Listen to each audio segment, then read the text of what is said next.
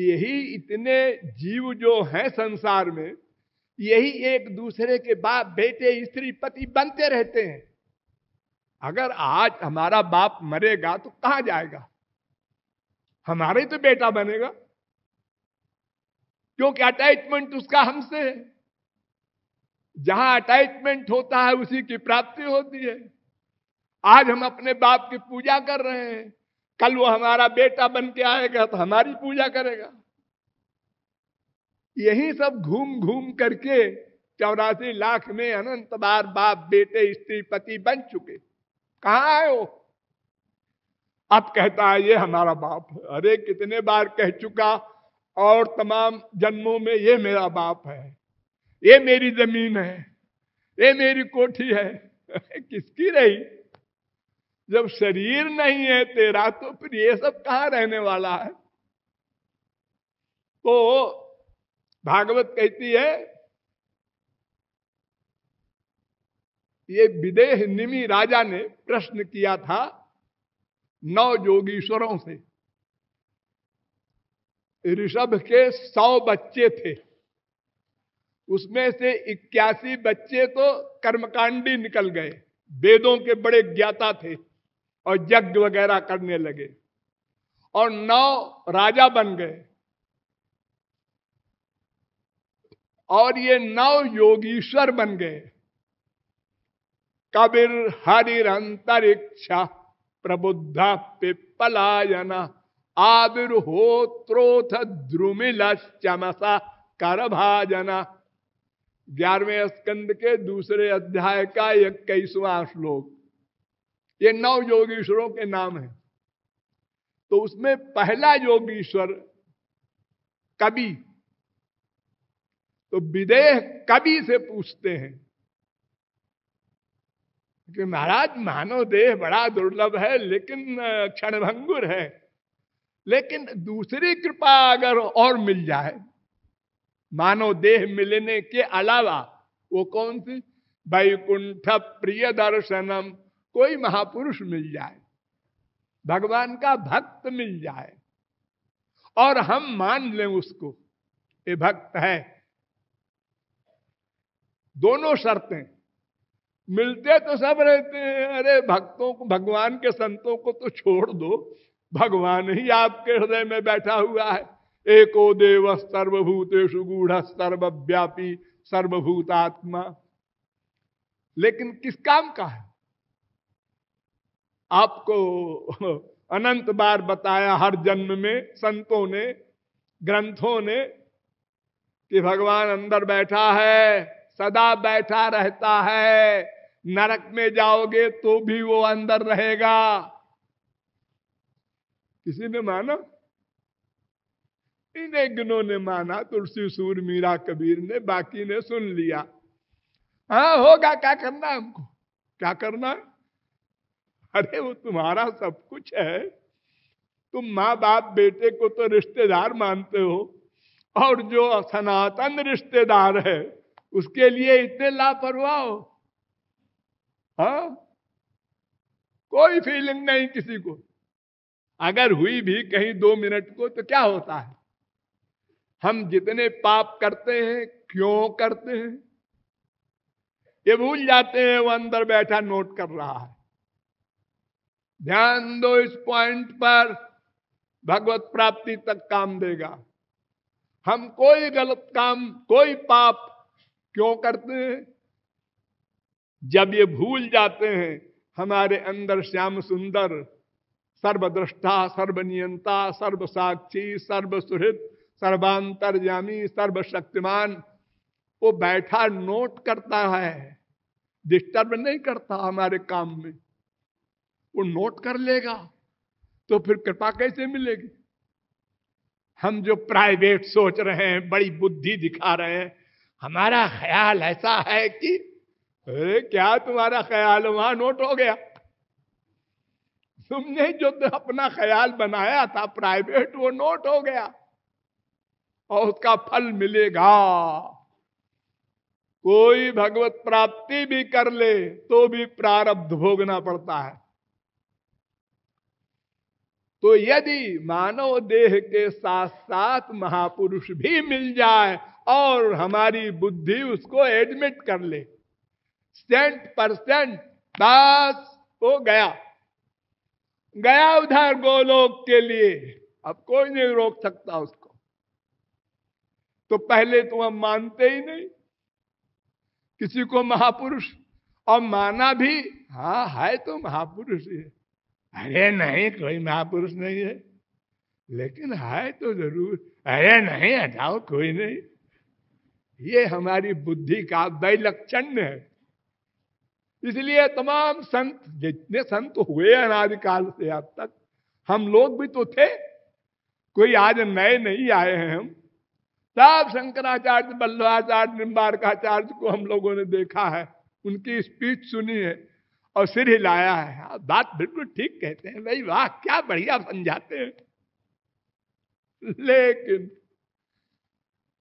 अहंकार को देहाभिमान कहते हैं, सबसे बड़ा खतरनाक। ये झुकने नहीं देता और अकड़ने को तैयार रहता है। अगर झुक जाएंगे तो फिर हमारी पर्सनैलिटी क्या रह जाएगी? 4 आदमी में जो हमारी प्रतिष्ठा है। भगवान के सामने भी नहीं झुकना चाहता, संत के सामने भी नहीं झुकना चाहता। एक्टिंग में भले ही नमस्कार कर ले लोगों को दिखाने के लिए। तो ये मानव देह हर प्रकार से निंदनीय है, लेकिन एक प्रकार से वंदनीय है। अगर वो इसका मूल्य समझ ले और किसी महापुरुष के शरण में जाकर उसको महापुरुष मानकर उसके बताए साधन पर चलकर अपना लक्ष्य प्राप्त कर ले। निर्दयमाद्यम सुलभम सुदुर्लभम प्लवम सुकल्पम गुरु कर्णधारम। भागवत ने बड़ा सुंदर निरूपण किया। 11वें स्कंद के 20वें अध्याय का 17वां श्लोक रामायण में इसका अनुवाद कर दिया। नारद अनुभव बारिधि कहूं बेरो, सन्मुख मरुत अनुग्रह मेरो। अकर्णधार सदगुरु दृढ़ नावा, दुर्लभ साज सुलभ करि पावा। सदगुरु भी मिल गया, अब और क्या पाना बाकी है? अब एक और पाना बाकी है। क्या? वही साधना करके भगवत प्राप्ति करा दे हमको। यानी साधना करें गुरुजी और भक्ति की प्राप्ति हमको हो जाए, इतना और कृपा कर दे। अरे वो तो बड़े दयालु है, हाँ? ये चमचागिरी नहीं काम करेगी। हाँ, ये तो अपने आप को करना पड़ेगा आपको। यही तो जिद है हमारी, वो कृपा करके करा दे। हम कहते हैं नहीं, भगवान कहते हैं तुम्हें करना होगा। तो इस प्रकार मानव देह पाकर तत्व ज्ञान प्राप्त करना, ये हमारा लक्ष्य होना चाहिए। यानी हम ऐसा शरीर पा चुके हैं जिसको इंद्रादिक चाहते हैं कि मिल जाए। इंद्रादिक मनुज देह मिमं भुवि दुर्लभम, समधिगम्य सुरई रपि वांछितम। वे भी चाहते हैं। किसी पर किसी ने कृपा कर दे कोई, और अगर उसका मूल्य नहीं समझता तो क्या, उनका तो काम ही है कृपा करना, करना ही चाहिए। इसने क्या एहसान किया उन्होंने? लो उन्होंने बड़ी कृपा की, तत्व ज्ञान दिया तुमको।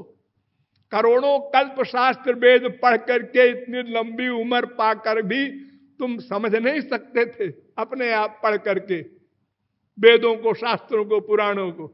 उन्होंने ज्ञान कराया, हाँ हाँ कराया, ठीक है, तो उनकी ड्यूटी है, कराया।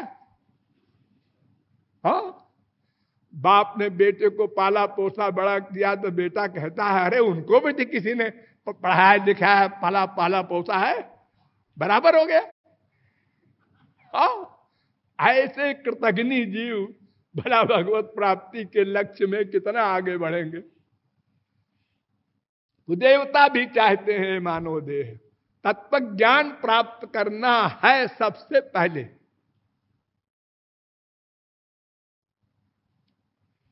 चलो, कहां चलोगे? 3 प्रकार के ग्रंथ होते हैं, कृत, स्मृत, विनिर्गत। एक तो मनुष्य की अपनी बुद्धि से बनाए हुए सिद्धांत का ग्रंथ, अपनी बुद्धि से सोच करके। पाश्चात्य दार्शनिक जितने भी हुए हैं, बर्कले, फिक्टे, प्लेटो, कांट, सब ये लोग अपनी बुद्धि से बनाए हैं सिद्धांत। ये कृत ग्रंथ कहलाते हैं, यानी मायाबद्ध जीव मामूली माइक बुद्धि से सोच करके कोई चीज बनावे। ये तो 100% गलत। दूसरा होता है स्मृत ग्रंथ। उसमें योगी लोग, संत लोग ये उन वेदों के द्वारा समझ करके अपने शब्दों में उसको लिखते हैं, वो शास्त्र कहलाते हैं। और एक होता है विनिर्गत ग्रंथ, वो भगवान के द्वारा प्रकट किया जाता है। भगवान भी बनाते नहीं। कहा जाता है भगवान का वाक्य है वेद, लेकिन है वे नहीं। अनादि निधना वेदा, वो अनादि है। जब सृष्टि का प्रलय होता है तो जैसे सब जीव भगवान में समा जाते हैं, ऐसे ही वेद भी समा जाता है। और जब सृष्टि होती है तो सब जीव प्रकट किए जाते हैं, तो ब्रह्मा के द्वारा वेद भी प्रकट किया जाता है। और फिर उसका अर्थ भी बताते हैं भगवान। तेने ब्रह्म हृदय आदि कवये। तो ये विनिर्गत ग्रंथ है। तो विनिर्गत ग्रंथ जो है वो अंतिम अथॉरिटी है, उसमें कोई डाउट नहीं हो सकता। वेदों के द्वारा हम लोग तत्व ज्ञान प्राप्त कर लें, लेकिन अनंत पारम गंभीरम दुर्विगाह्यम समुद्रवत वेदा ब्रह्मात्म विषया। ब्रह्म के समान वेद हैं, अज्ञेय, कोई नहीं जान सकता। सरस्वती बृहस्पति नहीं जान सकते, जो बुद्धि की अथॉरिटी है। मनुष्य क्या जानेगा बेचारा, उसकी तो 3 गुण की बुद्धि है। और वेद तो दिव्य। फिर गाड़ी रुक गई। हम तैयार भी हुए जानने को तत्व ज्ञान के लिए, तो वेद ने कहा, वेद कह रहा है कि हमसे ज्ञान प्राप्त करो, और फिर वेद कह रहा है कि हमसे तुम ज्ञान नहीं प्राप्त कर सकते। ना वेद बिन मनुते तम बृहंतम, वेद कहता है, साध्यायिनी उपनिषद का 4था मंत्र। जो वेद नहीं जानता वो भगवान को नहीं जान सकता, तत्व ज्ञान नहीं प्राप्त कर सकता। और जब जानने चले तो वेद ने कहा है रुको, उत्तिष्ठत जागृत। अरे साहब उठ गए, जाग गए, बोलो। प्राप्य बरान निबोधत, प्रैक्टिकल मैन महापुरुष के पास जाओ, उससे समझो। अपनी बुद्धि से समझने की चेष्टा करोगे तो जानते हो क्या होगा? हाँ, क्या होगा? अगर तुम्हारी सात्विक बुद्धि है तो सात्विक अर्थ करोगे, राजस बुद्धि है तो राजस अर्थ करोगे, तामस बुद्धि है तो तामस अर्थ करोगे, और तीनों अर्थ गलत है। इसलिए प्राप्त बरान निबोधत, महापुरुषों के पास जाओ, वो जानते हैं मेरा अर्थ, उनसे समझो।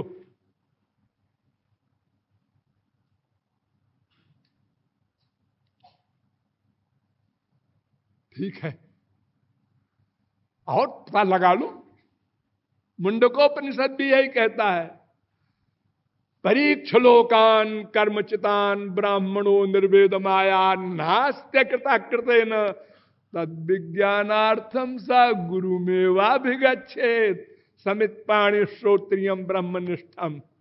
पहले मुंडक के दूसरे खंड का 12वां मंत्र, श्रोत्रिय ब्रह्मनिष्ठ, 2 शब्द लिखा वेद ने। श्रोत्रिय माने थ्योरिटिकल मैन, जो शास्त्र वेद का इतना ज्ञान रखता हो कि हमको समझा सके। खाली ज्ञान रखता हो इससे काम नहीं बनेगा। हम समझते हैं, अरे तो हमको भी तो समझाओ, हम समझा नहीं सकते, समझते हैं।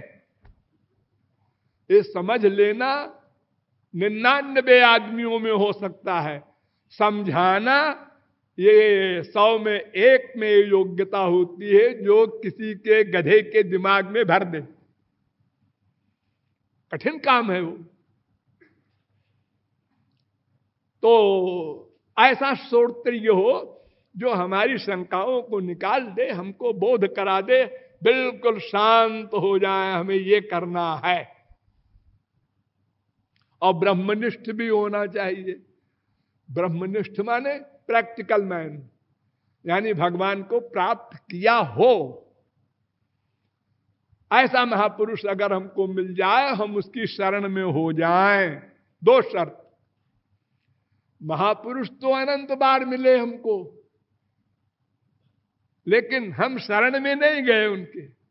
मैं बार बार ये बता रहा हूं कि हम अपनी बुद्धि लगाई, देखे कौन है वो महात्मा जी, देखे लंबा है, चौड़ा है, मोटा है, पतला है, काला है, गोरा है, ये क्या देख रहे हो? अरे हम देख रहे हैं, हम साइकोलॉजी है हमारी, हम सब परखेंगे। अरे तो ये बाहर से क्या परखेगा तू? वो महापुरुष तो अंदर से है, बाहर से थोड़ा ही है। अष्टावक्र एक संत हुए हैं, तो जब मां के पेट में थे तभी उनको सब वेदों का ज्ञान था। तो जब बाहर उनके पिताजी वेद मंत्र पढ़े तो अंदर से गए, पिताजी गलत बोल रहे हैं आप। बार बार टोका जब बाप को, तो बुरा लगा बाप को। उसने कहा जा तू 8 जगह से टेढ़ा हो जा। टेढ़ा हो गया 8 जगह से। सोचिए आप लोग कि ये 6 फुट का आदमी 8 जगह से टेढ़ा होगा तो 1 फुट भी नहीं आएगा, कितना टेढ़ा होगा। तो वो गए जनक की सभा में, तो उनको देखते ही सारे बड़े बड़े वेदों के विद्वान हंसने लगे। अरे हंसी तो आई जाएगी, 2 जगह से टेढ़े को देख के हम लोग हंसते हैं, तो 8 जगह से टेढ़ा। तो ऐसे देखा उन्होंने और देखकर कहा, जनक तेरी सभा में सब चमार रहते हैं।